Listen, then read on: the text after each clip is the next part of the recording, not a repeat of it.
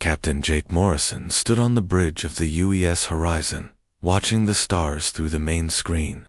The ship had been flying for 3 weeks now, heading toward the edge of human space. Their mission was simple: check out some strange energy readings that Earth's deep space sensors had picked up. "Captain, we're getting close to the target area," said Commander Alex Turner from his station. The tall man with brown hair had been Jake's second-in-command for 5 years. They trusted each other completely. Jake nodded and walked over to the science station where Dr. Lisa Park was working. The young woman with black hair tied back in a ponytail was Earth's best physicist. She had joined this mission because the energy readings were unlike anything humans had ever seen before. "What do you think, Lisa?" Jake asked. "Any ideas about what we're looking at?" Lisa looked up from her instruments and shook her head. "It's strange, Captain. The energy patterns don't match anything in our databases. It's like space itself is twisted somehow in that area." Chief Engineer Sam Rodriguez walked onto the bridge, wiping grease from his hands with a rag.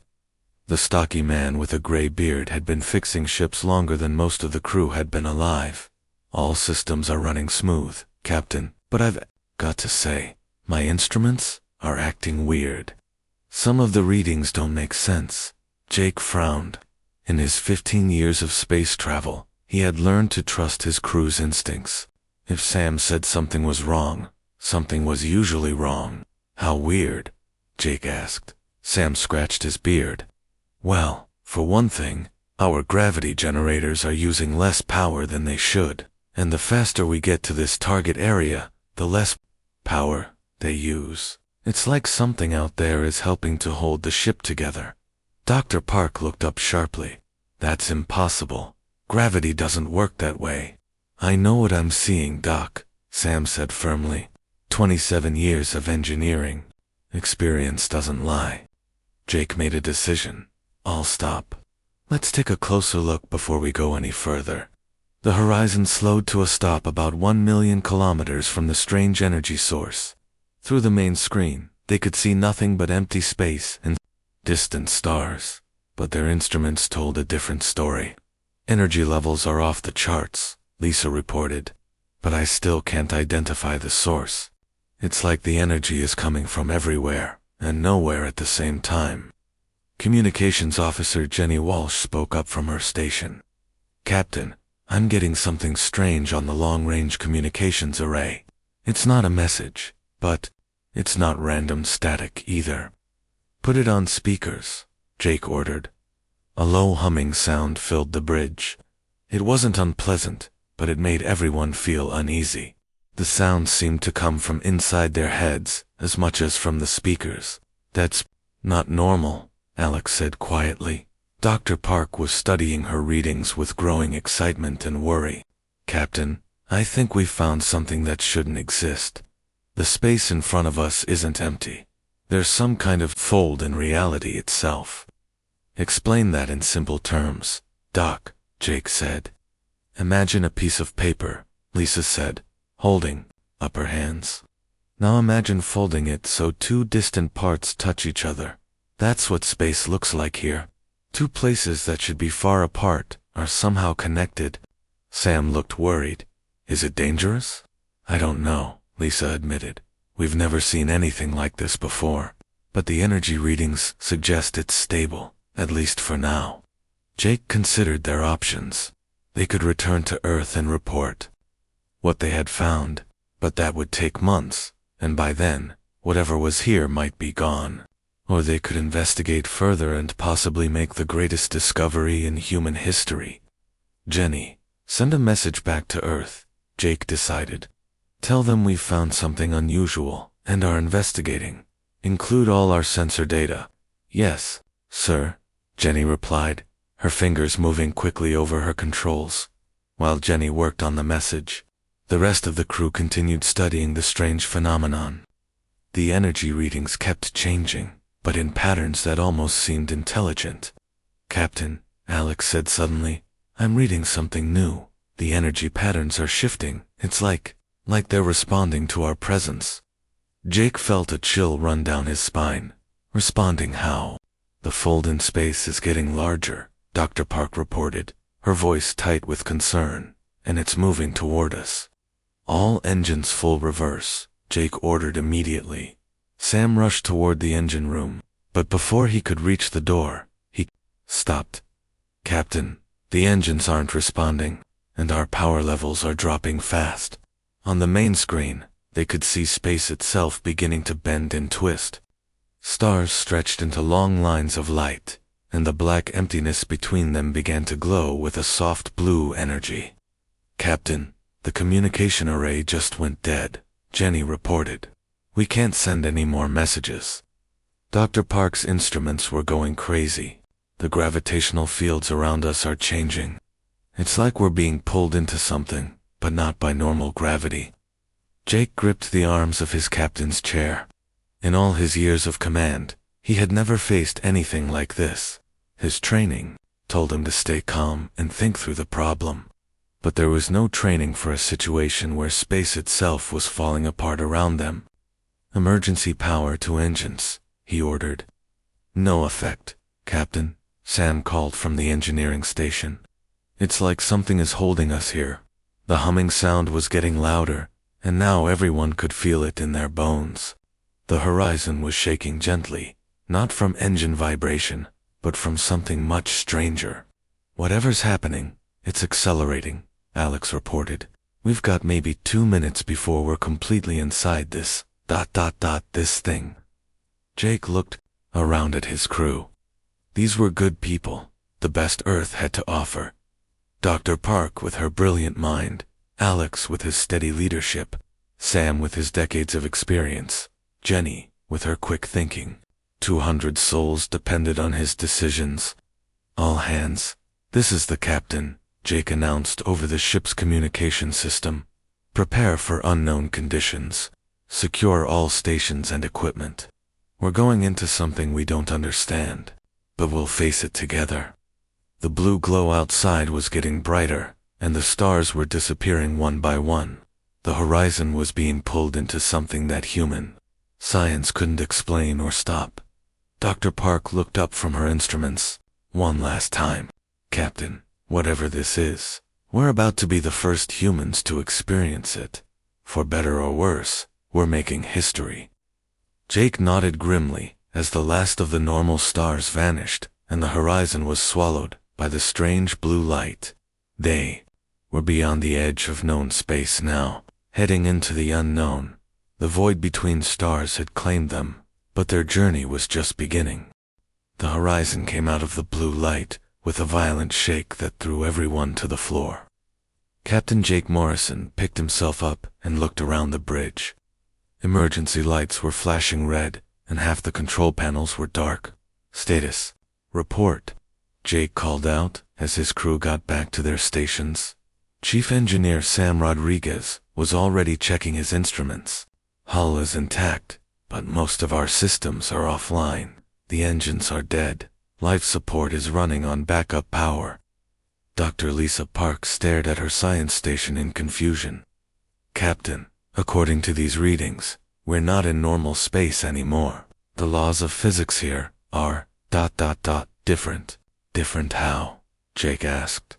Gravity is weaker, but more flexible. Energy behaves strangely, and time ... Lisa paused, checking her instruments again. Time is moving faster here than it should. Commander Alex Turner was looking out the main viewing screen.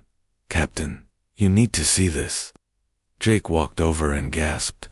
Outside, they could see a small planet covered in red sand and strange purple rocks. Above them hung a dying star that pulsed with weak orange light. But most shocking of all, there was no sign of the spacefold that had brought them here. We're trapped, Jenny Walsh said quietly from her communication station. I can't reach Earth, or anyone else. It's like the rest of the universe doesn't exist. Jake felt the weight of command settling on his shoulders. 200 people were counting on him to get them home, but he had no idea where they were or how they had gotten here. Over the next few days, Sam worked with his engineering team to repair the ship, but every time they fixed one system, 2. Others would break down. The strange physics of this place made their technology unreliable. It's like our machines don't know how to work here, Sam explained to Jake during one of their daily meetings. The metal in our hull is becoming softer. Our computer circuits are acting like living things instead of electronics. Dr. Park had been studying the strange environment around them. I think I know why, she said. This dimension responds to consciousness. Our thoughts and feelings are affecting reality here. Alex shook his head. That's impossible, is it? Lisa asked. Look at what's been happening. When Sam gets frustrated with a broken system, it breaks down even more. When Jenny concentrates really hard on the communication equipment, it works better for a few minutes. Jake thought about this. He had noticed that when he felt confident and in control, the ship seemed to run smoother. When he was worried, or scared, more things went wrong. If that's true, Jake said slowly, then maybe we can learn to control it. Sam looked doubtful. You want us to fix the ship by thinking about it? Why not? Lisa said, getting excited. If consciousness affects reality here, then we need to learn how to use our minds differently. We need to think like this place works, not like home works. They started small. Lisa taught the crew meditation techniques to focus their thoughts. Sam began treating the ship's systems like they were alive, talking to them and asking them to work instead of just repairing them mechanically. Slowly, things began to improve. The ship's hull started to heal itself when the crew concentrated on feeling safe and protected. The engines began working when Sam imagined them as living hearts, pumping energy through the ship. But the real breakthrough came when Dr. Park discovered that human emotions could be turned into actual energy in this place. When someone felt hope strongly enough, it created a warm, golden light that could power equipment. Fear made a cold, blue energy that could be used for cooling systems. This is incredible, Lisa told Jake after a month of experiments. We're not just learning to survive here, we're learning to do things that should be impossible. Jake watched as Sam placed his hands on a broken control panel and concentrated. The panel began to glow softly and came back to life. Sam was learning to heal technology with his thoughts and emotions. Jenny had discovered that she could send messages through space, using only her mind, reaching parts of the ship instantly without using the communication system. Alex found that he could sense what every crew member was feeling and thinking, making him a better leader than ever before. As months passed in the strange dimension, the crew began to change. They learned to work together in ways that went beyond normal teamwork. When they all focused on the same goal, they could reshape reality around them. The ship itself was changing too. The metal hull began to look more organic, growing smooth. Curves instead of sharp angles.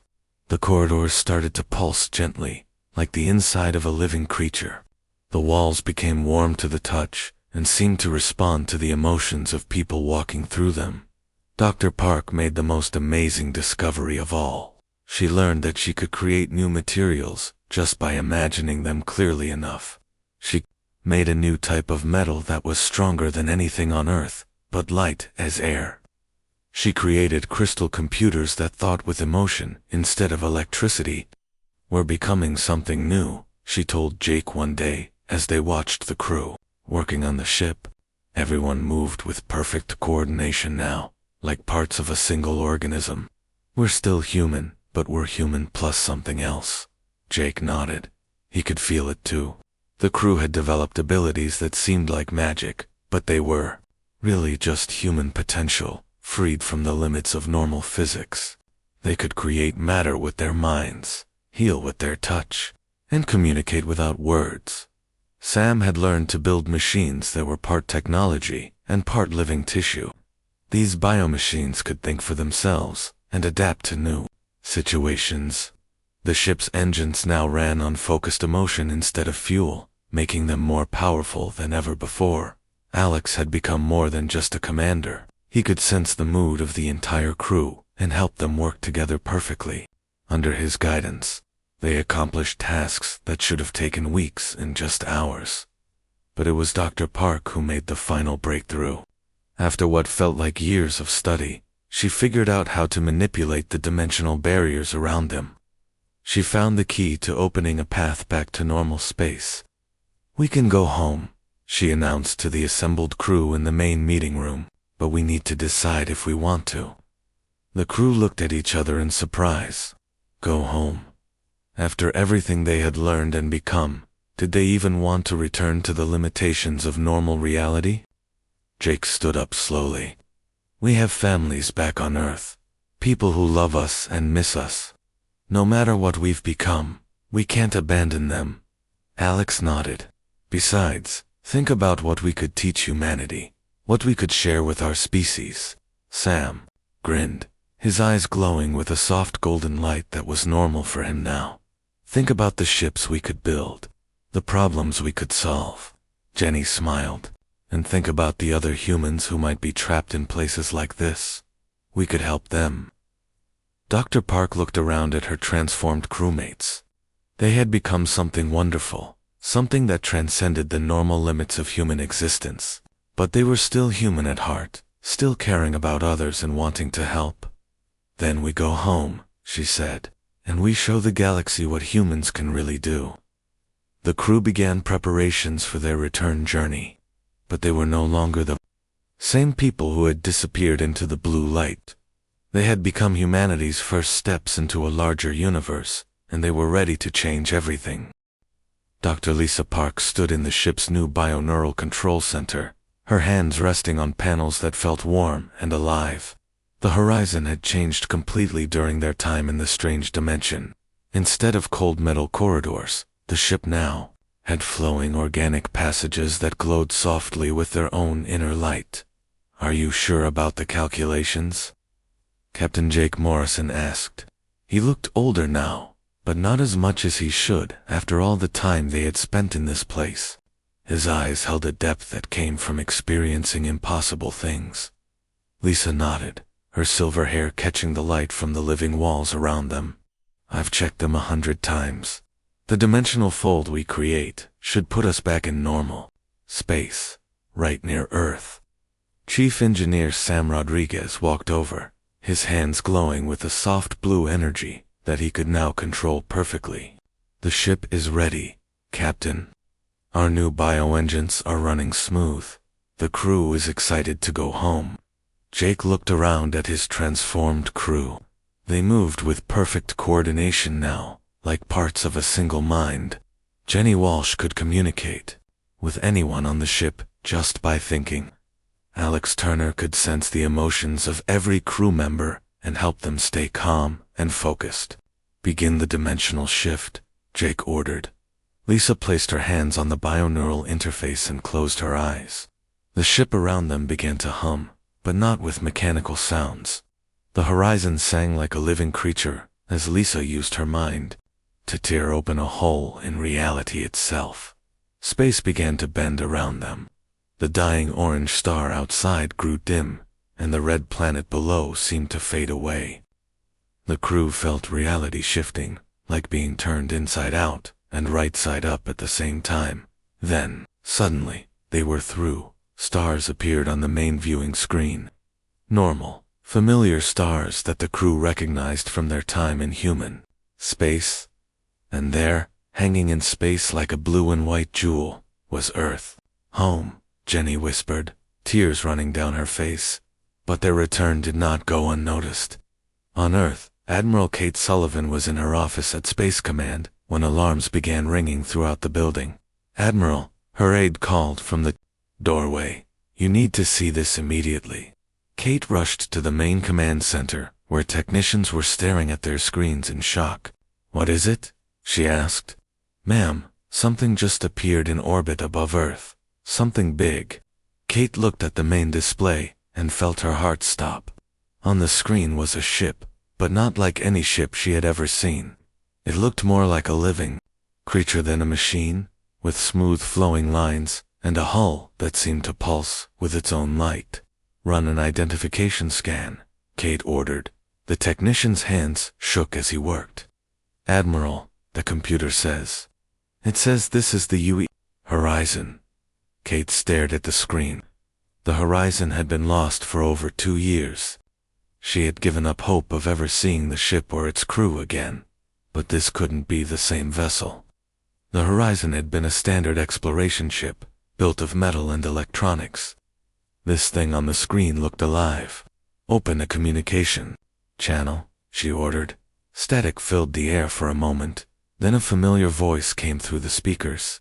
"Earth Control, this is Captain Jake Morrison of the EU's Horizon, requesting permission to dock." Kate grabbed the microphone with trembling hands. "Jake?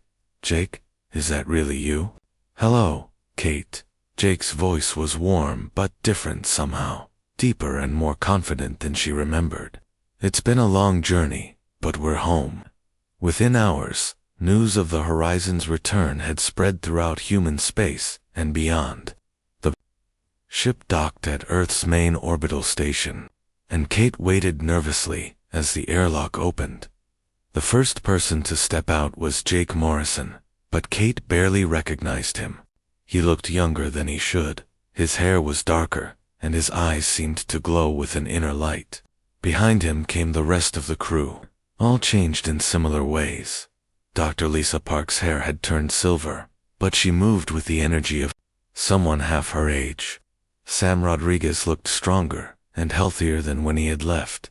Alex Turner seemed to radiate calm confidence, and Jenny Walsh's eyes sparkled with intelligence that seemed almost superhuman. "My God," Kate whispered as she hugged her old friend Jake. "What happened to you out there?" "We learned what humans can really do," Jake said simply. "We discovered that the universe is much stranger and more wonderful than we ever imagined." Over the next few days, the crew demonstrated their new abilities to amazed scientists and government officials. Sam showed how he could repair complex machinery just by touching it and focusing his thoughts.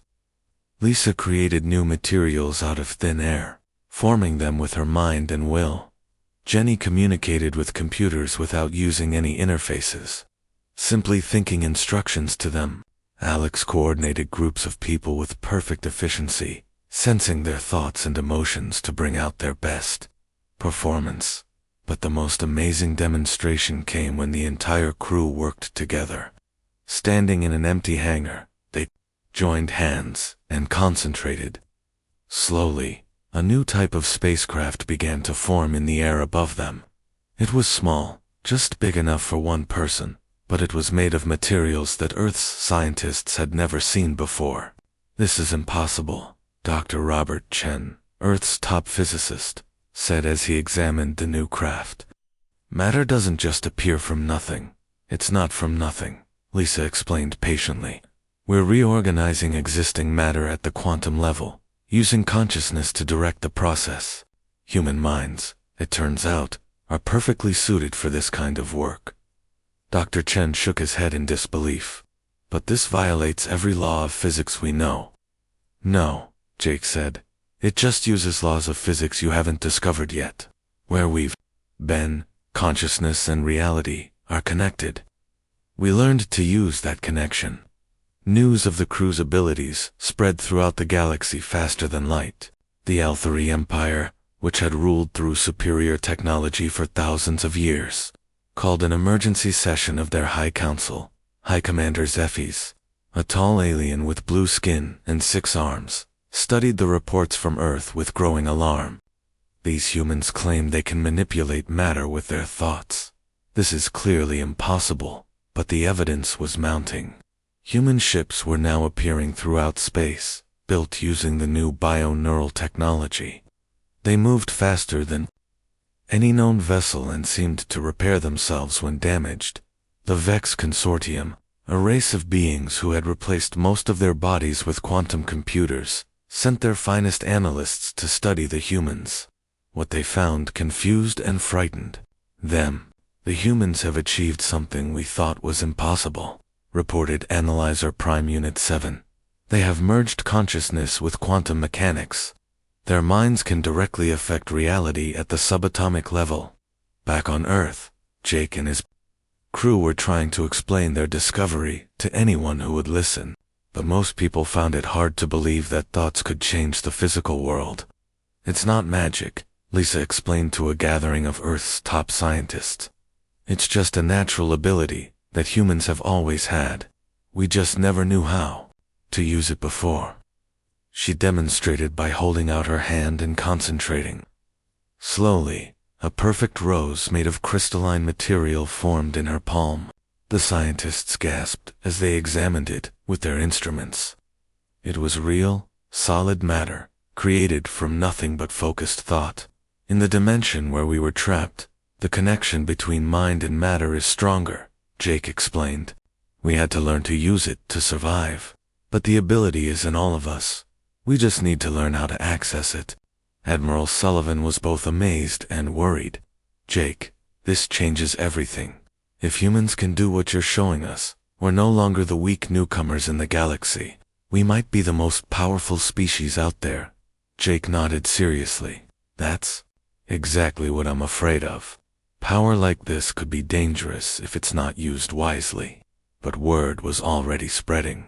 Throughout human space, people were trying to learn the techniques that the Horizon crew had mastered. Some succeeded, creating small objects or healing minor injuries with their thoughts. Others struggled, finding it hard to believe that such things were possible. The crew set up schools to teach the new abilities, but they were careful about who they accepted as students. They had seen what happened when consciousness was used carelessly, and they didn't want to create chaos. As news of humanity's transformation reached the far edges of the galaxy, other species began to react.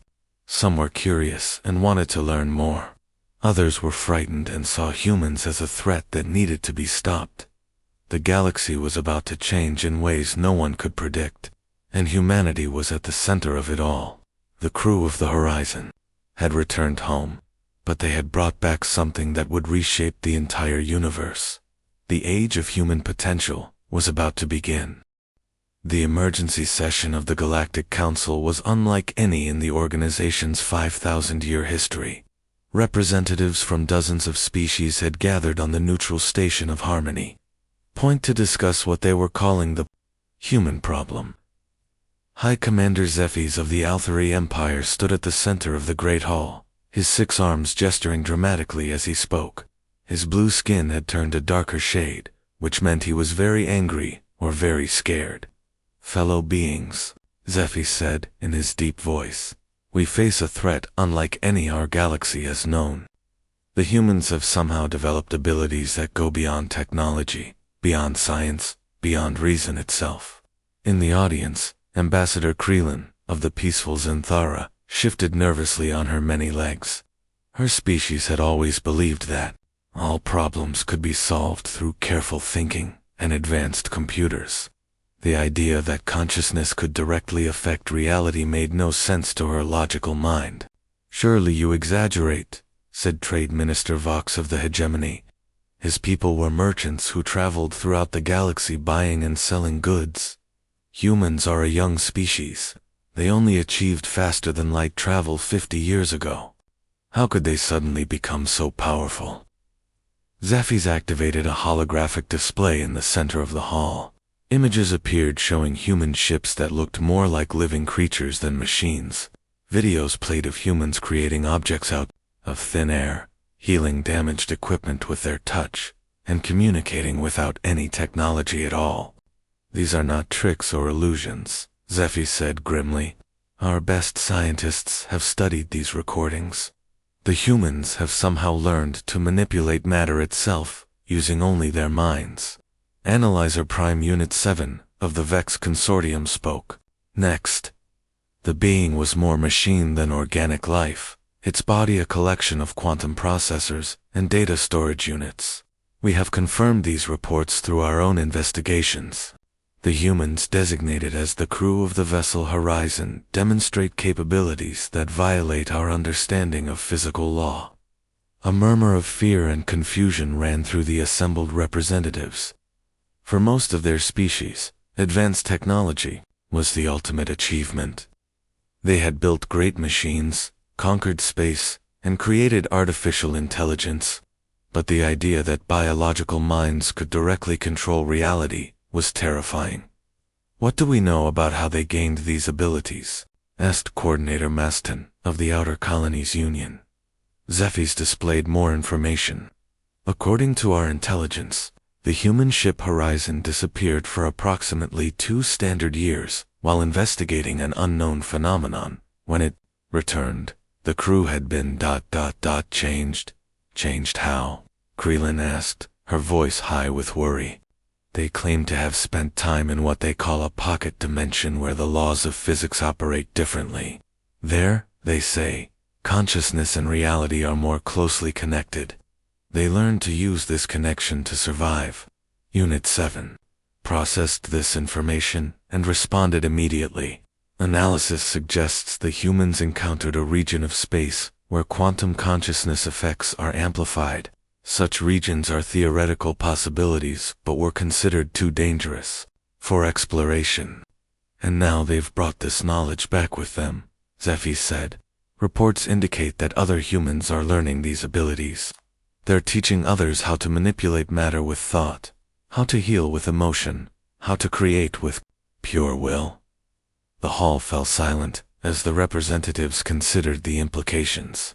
For thousands of years, the Galactic Order had been based on technological advancement. The Althari ruled through superior weapons and ships. The Vex dominated through pure computational power. The Zenthara maintained peace through logical negotiation. But what did any of that matter if humans could simply think new technologies into existence? Trade Minister Vox was the first to speak. "Perhaps we're overreacting. Even if these humans have gained new abilities, they're still just one species. Surely they can be contained or controlled." Unit 7's mechanical voice was flat and emotionless. "Probability calculations suggest otherwise.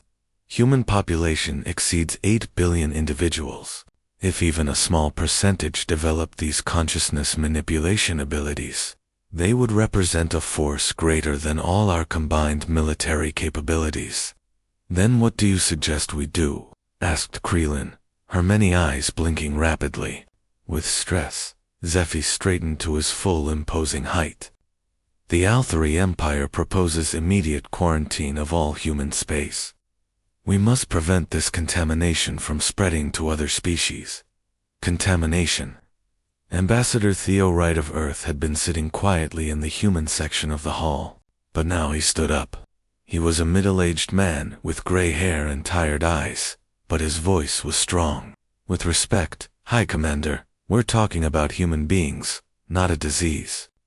Zephyrs turned his attention to the human representative. "Ambassador Wright, surely you understand our concern. Your species has developed abilities that could destabilize the entire galactic order." Theo nodded calmly. "I understand your concern, but I don't share it. The crew of the Horizon has been completely open about their experiences and their new abilities. They're not hiding anything or planning any aggression. That's what they claim now," Zephy said. "But power corrupts. History has taught us that. Give any species unlimited power, and they will eventually use it to dominate others. Not humans," Theo said firmly. "The crew of the Horizon could have kept their knowledge secret. They could have used it to gain advantages over other species. Instead, they came home and immediately began sharing what they learned. They're teaching other humans, yes, but they're also offering to share their knowledge with anyone who wants to learn." Unit 7 processed this statement. "Our analysis indicates that human consciousness reality manipulation cannot be easily replicated by other species. The specific nature of human neural structure appears necessary for the process." "So only humans can do this?" Krillin asked. "Current data suggests that human brains are uniquely suited for consciousness-based reality manipulation," Unit 7 confirmed. "Other species may be able to learn minor applications, but the full range of abilities appears limited to humans." This information sent another wave of concern through the assembly. It was one thing if all species could eventually learn the same abilities. It was quite another if humans alone possessed this power. Coordinator Mostine leaned forward in his chair. Ambassador Wright, what assurances can your government give us that these abilities won't be used aggressively? Theo smiled sadly. The same assurances any species can give about any technology. We'll try our best to use it wisely, but I think you're all missing the real point here, which is, Zephy's demanded. This isn't about power or control, Theo explained. It's about evolution. The crew of the Horizon didn't gain these abilities through technology or genetic engineering. They discovered something that was already inside them, inside all humans. We're not becoming something alien. We're becoming more human. Explain. Unit 7 requested. Theo walked to the center of the hall, standing near the holographic display. For our entire history, humans have been told we have limitations. We can't fly, so we build aircraft. We can't survive in space, so we build spacesuits. We can't communicate across vast distances, so we build transmitters. He paused, looking around at the assembled aliens. But what if those limitations were never real? What if we always had the ability to transcend physical constraints, but we just didn't know how to access it? That's impossible, Krelin said. Biology has limits. Physics has laws. Does it? Theo asked. The crew of the Horizon thought the same thing, until they were forced to survive in a place where those laws worked differently. They discovered that human consciousness is more powerful than anyone ever imagined. Zephy's was growing impatient. Philosophical discussions aside, the fact remains that humans now possess abilities that make them potentially dangerous to every other species in the galaxy. Or potentially helpful, Theo countered. Captain Morrison and his crew aren't conquering anyone. They're healing the sick, repairing damaged equipment, solving problems that seemed impossible. They're using their abilities to help people. For now, Zephy said grimly. But what happens when the next generation of humans grows up with these powers? What happens when you have millions of beings who can reshape reality with their thoughts? Theo was quiet for a moment, considering the question seriously. I don't know, he admitted, but I do know that fear and quarantine aren't the answer.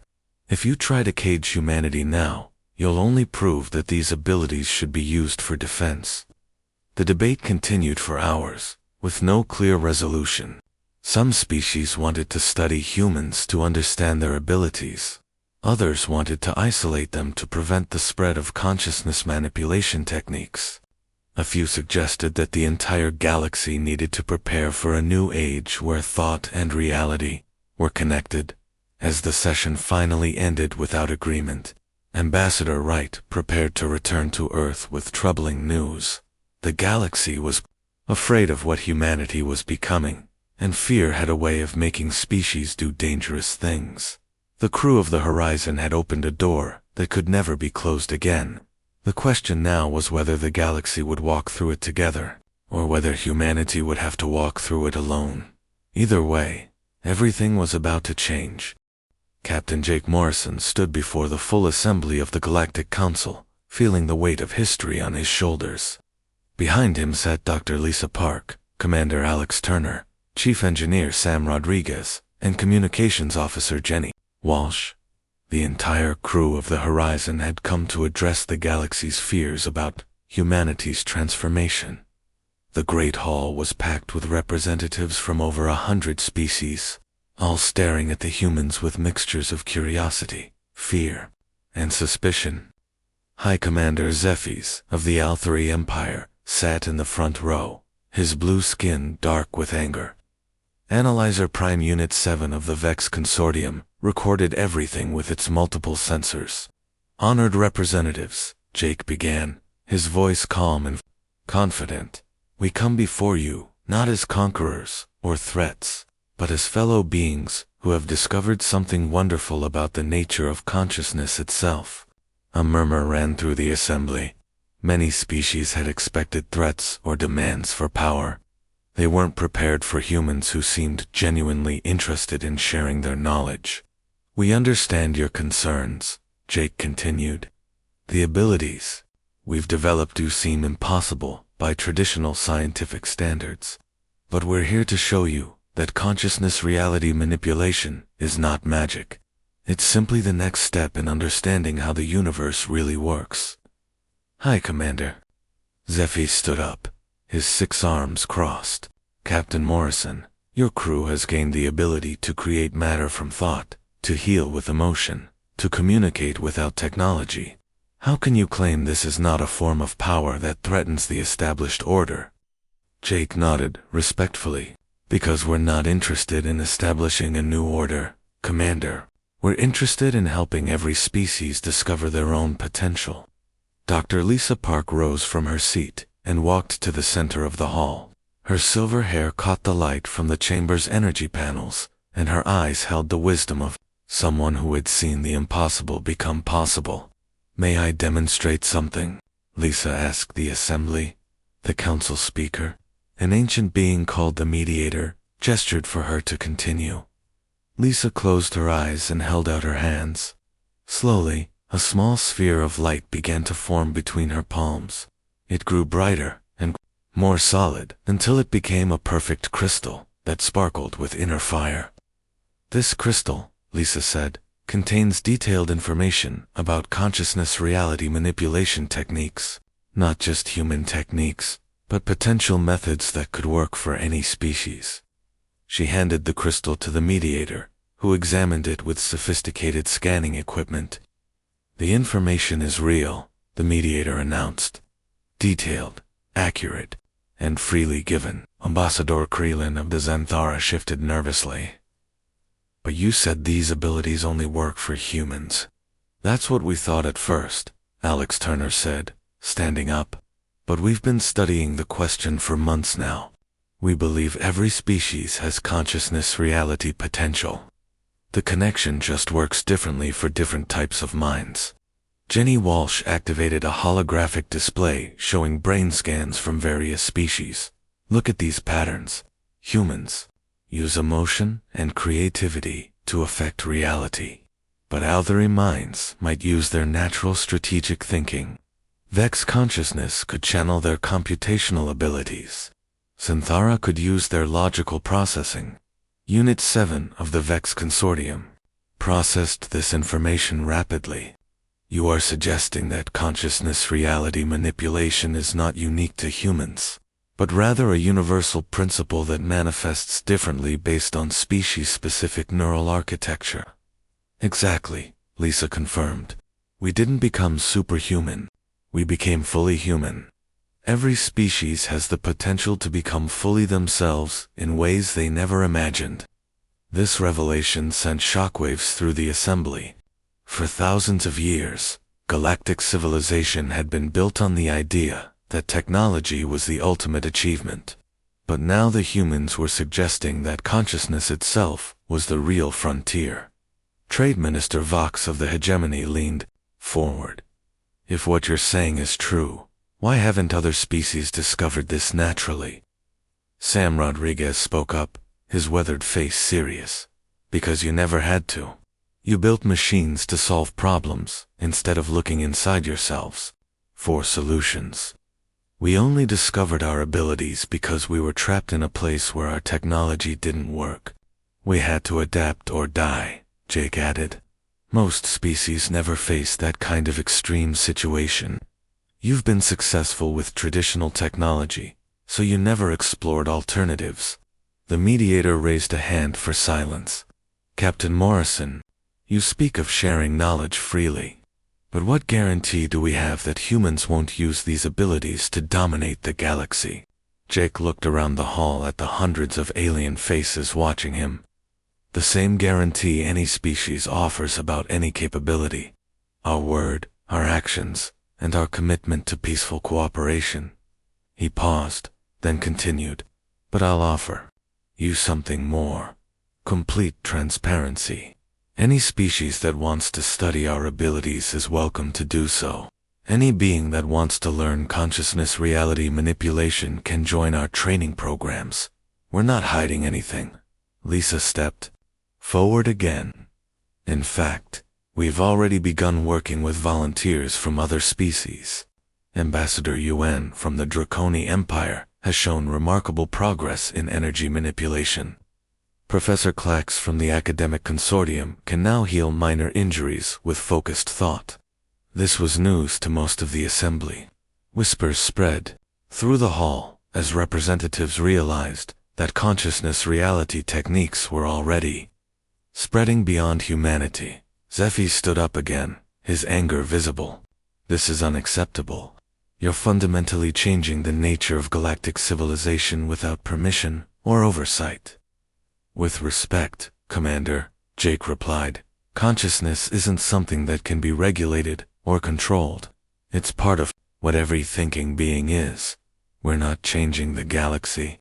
We're helping it discover what it always was. Analyzer Prime Unit 7 spoke up. Query: if consciousness reality manipulation becomes widespread, what happens to existing technological infrastructure? What happens to trade, governance, military organization? Alex Turner smiled. They become more efficient, more responsive to actual needs, more connected to the beings they serve. Instead of being trapped by the limitations of machines, every species becomes free to solve problems directly. But that could cause chaos, Krelin protested. Or it could end the need for most of the conflicts that cause chaos, Jenny Walsh said. When every being can create what they need, when healing and communication become natural abilities, when consciousness becomes the tool for building instead of destroying, why would there be wars? The debate continued for hours, but gradually, the tone began to shift. Fear was being replaced by curiosity. Representatives began asking practical questions about learning techniques rather than theoretical questions about threats. Dr. Chen of the Scientific Council approached the human delegation during a break. Captain Morrison, if I may ask, what's it like? This consciousness reality connection you've developed. Jake thought for a moment. It's like waking up from a dream where you thought you were powerless. It's realizing that the universe isn't something that happens to you, but something you participate in creating every moment. And it doesn't make you feel superior to other species. Just the opposite, Lisa said. It makes us feel more connected to everything. When you can affect reality with your thoughts, you become very aware of how your actions impact others. It teaches responsibility, not dominance. As the formal session resumed, something had changed in the hall. The fear was still there, but it was balanced by wonder and possibility. The mediator called for a final vote on the proposals that had been presented. Quarantine of human space was rejected by a wide margin. Restrictions on consciousness reality research were also voted down. But a proposal for establishing the Galactic Institute for Consciousness Studies passed almost unanimously. The institute will be headquartered on the neutral world of Haven, the mediator announced. It will be open to researchers from all species, with the human crew of the Horizon serving as founding instructors. Jake stood up one final time. We accept this responsibility, gladly. But remember, we're not teachers bringing wisdom to students. We're all students together, learning what consciousness can really do. 6 months later, the Galactic Institute for Consciousness Studies opened its doors. Beings from across the galaxy came to learn about the connection between mind and reality. Not all were successful, but enough made breakthroughs to prove that consciousness reality manipulation was indeed a universal principle. The Althari discovered they could use their strategic thinking to predict and influence probable futures. The Vex learned to merge their computational consciousness with reality processing in ways that made their artificial intelligence seem almost magical. The Zinthara found that their logical minds could bring perfect order to chaotic systems. Each species that mastered consciousness reality techniques did so in their own unique way, reflecting their individual nature and strengths. The galaxy became more diverse, not less.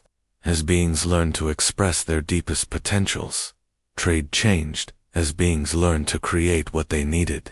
Governance became more responsive as leaders could sense the true needs of their people. Medical science advanced rapidly, as healing became a matter of consciousness as much as technology. But perhaps most importantly, the galaxy became more connected. When beings could communicate directly through consciousness, when they could feel each other's experiences, when they realized that all minds were part of a larger whole, conflicts became much harder to sustain. The crew of the Horizon had set out to explore unknown space. Instead, they had discovered unknown potentials within themselves and their species. In sharing that discovery, they had given the galaxy a new way to understand itself. The age of pure technology was ending. The age of conscious evolution had begun, and at the center of it all, humanity had found its place, not as conquerors or rulers, but as the species that reminded everyone else what it meant to be truly alive. The void between stars had taken the Horizon into mystery, but they had returned with the greatest gift of all, the knowledge that consciousness itself was the final frontier, and every thinking being was already an explorer in that infinite realm